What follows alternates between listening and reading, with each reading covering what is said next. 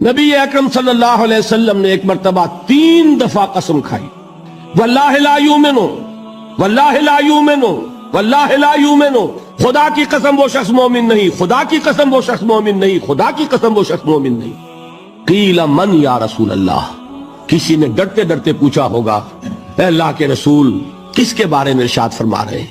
اب جواب سنیے، الذی لا یامن جارہ بوائقہ، وہ شخص کے جس کی ایذا رسانی کی وجہ سے، جس کی بدخلقی کی وجہ سے اس کا پڑوسی امن میں نہیں ہے۔